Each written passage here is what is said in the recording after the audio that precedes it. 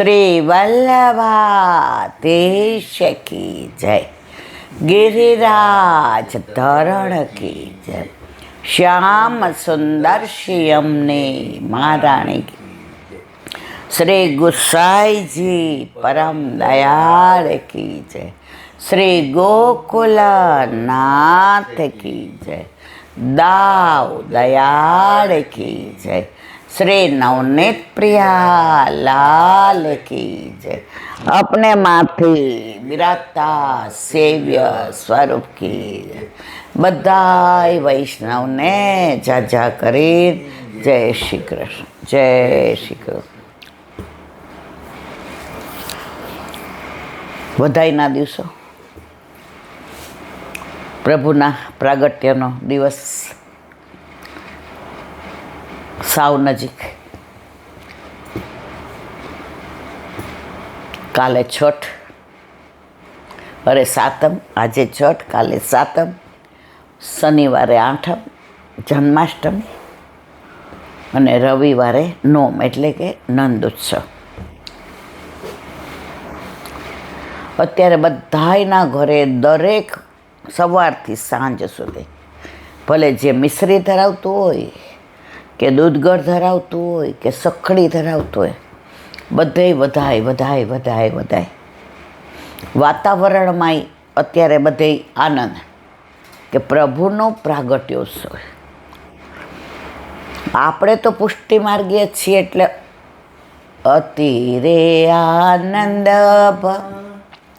આવો મારે અંગે શ્યામ સુંદર વર બેઠા છો સંગે, મુખડું જોયા વિના પાણીડા ના પીવું રે, રસિક સુંદર વર જોઈ જોઈ જીવું રે। સરસ છે ધોળ, આ બધા પ્રાચીન ધોળ અત્યારે આનંદ ભર્યા। અત્યારે બધાના આનંદ ને અત્યારે આનંદ।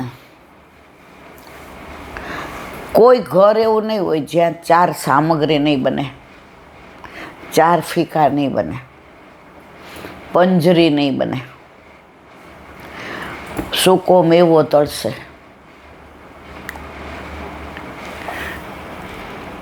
બધાના ઘરમાં યથા શક્તિ, નો દેખા દેખી, જે રીતે પ્રભુ એને કરાવે એટલું એટલું કરશે। એક વૈષ્ણવ કહેલા બેન મને ઘૂઘરા બનાવવાનું બહુ મન થયું, પણ એના કાંગરા વાળતા નથી આવડતા। હવે એ કે અંદરનો મસાલો તૈયાર કર્યો, પછી કે લોટે બાંધ્યો, હવે કે એમને હું કાંગરા વાળવા રોટલીને લોટમાં આમ કરતી હતી, પણ મારાથી કાંગરા વળ્યા ને। હવે મારી બહુ નોકરી ધંધાના હિસાબે બોમ્બે રહીએ છીએ અને એ જોબ કરે બે જણા, એટલે એને તો હવે એના ઘરે મારા જ છે અને બધાય સારા છે। અમને કહે છે કે તમે આવો, પણ અમને મુંબઈની દોડધામની જિંદગી ગમતી નથી। એ લોકો વારંવાર મહિનો દોઢ મહિનો 2 મહિના થાય, વાર તહેવાર હોય, રજા એડજસ્ટ થતી હોય એટલે આવે। પછી મને આમ એવું થયું કે હવે આવું કોને કહેવું કે તમે મને ઘૂઘરાના કાંગરા વાળતા, હું ભરી દઉં તમે કાંગરા।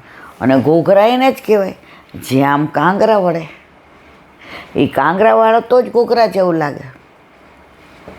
એટલે બપોરે તો એ કે પછી શું કર્યું, લોટ ડબ્બામાં મૂકી દીધો ને ઓલું શેકું હતું બધું, સૂકો મેવો ને બુરું પધરાવીને ઇલાયચી ને બધું એ મૂકી દીધું। પછી મેં વિચાર કર્યો કે મારી એક બેનપણી છે, હવે એના ઘરે ઠાકોરજી નથી બિરાજતા, બ્રહ્મ સંબંધી છે, પણ એને લૌકિક લીલાઓ બધી વધુ। હવે કહું કે ના કહું, મનમાં દ્વિધામાં હતી. અને છોકરાઓએ બોમ્બેથી કહ્યું હતું કે મમ્મી અમારે શનિ રવિની રજા છે અને સોમવારે નંદ ઉત્સવ છે, એટલે અમે શુક્રવારે સાંજે બેસીને સવારે આવશું, અથવા તો પ્લેનમાં તું કહેતી હોય તો આવીએ તો શુક્રવારે પ્લેનમાં રાતના 11 વાગે. એટલે કે એના પપ્પાએ કહ્યું કે ના, એ ઉતાવળ ના કરતા, તમે તમારે શનિવારે, તો કે તો શનિવારે પ્લેનમાં જ આવીએ. એટલે મમ્મીને થોડું એમ કે પલનું ને બધું શણગારવાનું હોય, આ તે બધું. તો હવે એ લોકોએ નક્કી કરી દીધું કે પછી મનમાં દ્વિધામાં હતી કે બેનપણીને કહું કે ના કહું. પછી એમ થયું બ્રહ્મ સંબંધી છે પણ ઠાકોરજી નથી. હવે સામગ્રીમાં નજર પડે તો, કારણ કે ઠાકોરજી ન હોય એટલે આવું બધું કાંઈ એ લૌકિક માટે બનાવે ઘણી વાર કે, અને એની રસોઈ એટલી સરસ થાય. જોકે આપણે તો એના સખડી ધરાવીએ એટલે એના ઘરે કોઈ દી, પણ જ્યારે પ્રભુ નહોતા બિરાજતા ત્યારે ઘણીવાર હું એના ઘરે ગઈ હોઉં તો કાંઈક નવું બનાવ્યું હોય તો ચાખું. એ કે પ્રભુને આપણી ચિંતા કેટલી છે.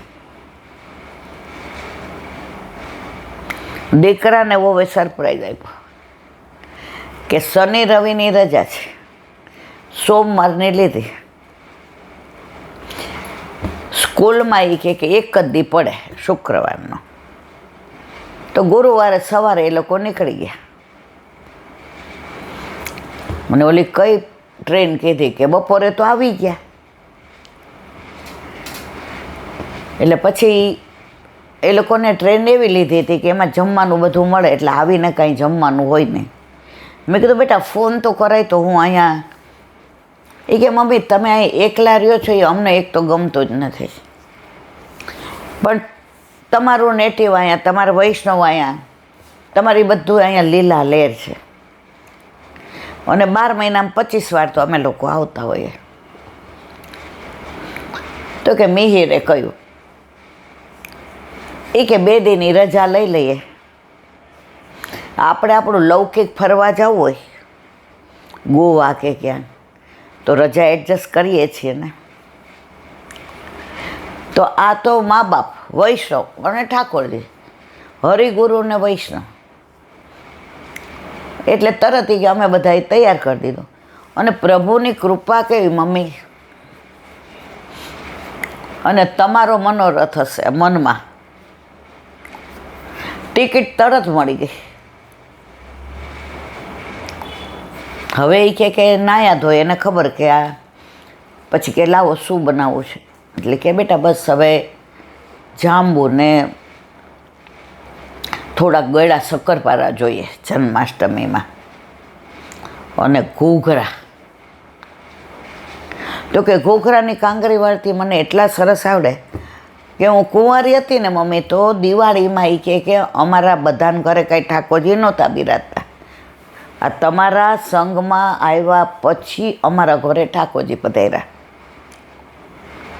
અને મમ્મી તમારી જેમ સખડી ધરે છે. તો પહેલાં નહોતા.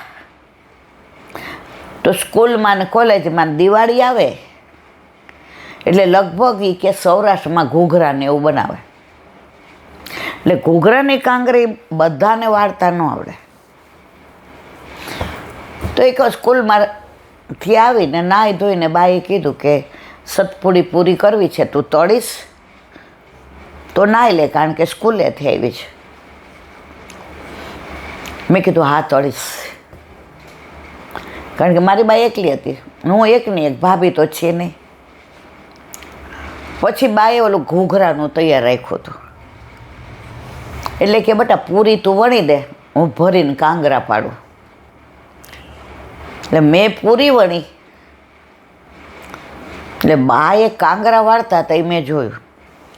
મેં કીધું લાવ હવે હું વાળું. એ કે બેટા આ કળા છે, આ ઘૂઘરા બગડે ને. એ કે તો સામગ્રી નિશાસો નાખ. તો કે લાવ પેલા મને આટલો લોટ આપી દે, એમને એનેથી હું કરી દઉં.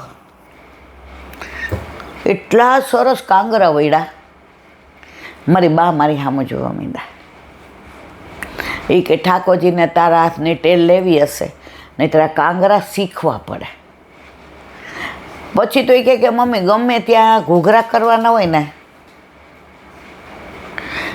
એટલે બધાય મમ્મીને કે નીતિને મોકલજો, નીતિને અડધો કલાક મોકલજો. તો બધાય ભરી ભરીને દે ને, આમ એવી સ્પીડે કાંગરા. અને મને ગમે બહુ. તો એને સાસુ એને ભેટીને રોવા માંડ્યા એ બેની, જેની હું આ વાત કરું છું. મેં કે નીતિ સાચું કહું, સવારનું આ બધું તૈયાર કર્યું મેં. લોટ રોટલીનો હતો ને એમાં કાંગરા કરી જોયા, પણ મારાથી ને ન થયા. હવે અહીંયા ગાયો બંધ થઈ ગઈ છે એટલે એ લોટ પછી આપણા બગીચામાં પક્ષીઓ આવે એટલે ઝીણા ઝીણા ટૂંક કરીને મૂકી દીધા, સન્મુખ કરીને, કારણ કે નિસાસો નાખે.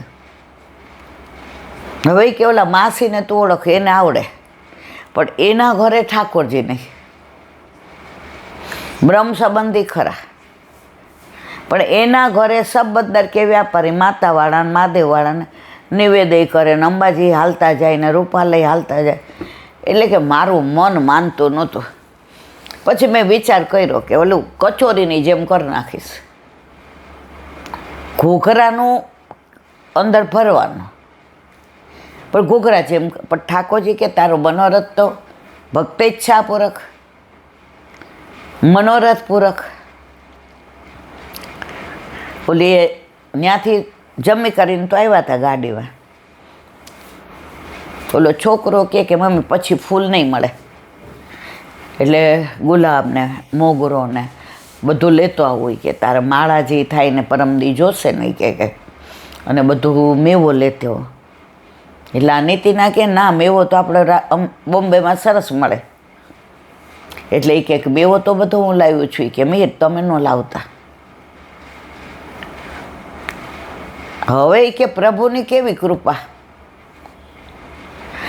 કે આણે કેરી મળી ગઈ ત્યાં, આંબો મેંગો, તો કિલો એ લઈ આવી હતી.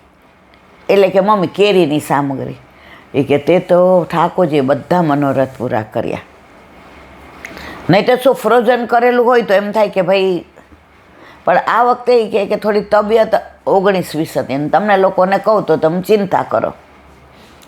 એવા સરસ એણે કાંગરા વાળ્યા ઘૂઘરાના, થોડા જ હતા, 12-15 કે 16. હવે હું બેઠા બેઠા તળું છું, મમ્મી તમે આરામ કરો જાઓ. અને થોડી વાર સૂઈ ગઈ. એમાં એણે ઘૂઘરાય કર્યા, ગળા શક્કરપારાય કર્યા અને કેરીની સામગ્રી કરી. પછી જાંબુ બનાવ્યા. તો જાંબુમાં ચાસણીમાં રસ પધરાવીને કેરી જાંબુનું બનાવ્યું નવું. મેં કીધું આ તને, તો એ કે સાવ ઓચિંતા ના આવ્યા. તો પ્રભુ તમે મનોરથ કરો છો ને કે મારે મારા ઠાકોરજીના અરોગાવું છે, તો એની વ્યવસ્થા એ કરે છે. આપણને બધાને અનુભવ છે, આપણા ઘરે ઘણી વાર એવું થાય, એમ થાય આ કેવી રીતે કરશું. હવે મારા જેવાને યુટ્યુબમાંથી તો કાંઈ આવડે નહીં, અને આપણે પધરાવ્યા ત્યારે યુટ્યુબ હતી નહીં. આ તો તૃપ્તિ આવ્યા પછી. પણ કોક વૈષ્ણવનો ફોન આવી જાય. મને બરાબર યાદ છે, પ્રભુ પધાર્યા સખડી ધરવા માંડ્યા. તો હવે ઢાળો કાંઈ અઘરો, એમાં ચાસણી બરાબર જોઈએ ને શેકાવું બરાબર જોઈએ, માપ બરાબર જોઈએ. હવે ત્યારે મનમાં એવું કે આપણે આવું પૂછીએ તો ખરાબ લાગે એમ. એટલે અને મારો સ્વભાવ એવો કે સામગ્રી બગડે ને તો નિસાસો લાગે, એટલે પહેલાં થોડી જ કરવાની. નાની સ્ટીલની વાટકી ભરીને ધાબો દીધો ને શેક્યો ને. ત્યાં એક વૈષ્ણવનો ફોન આવ્યો એ કહેલા સાંજે અહીંયા સત્સંગ કરવાના છે, હવે તે નોકરી મૂકી દીધી છે. તો હું પુસ્તક લઈ આવ્યો છું ને, આમ તો એ કે ચશ્મા પહેરીએ તો વંચાયું છે, પણ તું ટાઈમ હોય ને તો કલાક આવે તો આપણે બધા વાંચીએ. 15-20 વૈષ્ણવ આવવાના છે, બધા યુગલ સ્વરૂપે. તું તો ન આવી શકે કારણ કે તું નાની છો ને તારું વરને પ્રેસ હોય, પણ તું આવે તો કાલે આ પુસ્તક આપણે દઈ દેવાનું. મેં તમને ફોન કર્યો કે જાઓ, તો તમે કીધું આ. પછી મેં કીધું બા આવી રીતે ઢાળાનું કર્યું છે, હવે ચાસણીની બીક લાગે છે, કાં ઉપર છારી બાજી જાય અને કાં ઢીલો પડે. એમણે મને સરસ સમજાવી દીધું કે આવી રીતે ચાસણી જોવાની અને ઠરે પછી પધરાવવાનું, અને ઉપર આવી રીતે બદામને પિસ્તી લાવવાની. મને કે પિસ્તા નહીં, જો આ ભગવદીઓ પાસે બધું જાણવાનું મળે. મેં તો પિસ્તા ને પિસ્તીમાં શું ફેર, પહેલેથી જ આવી.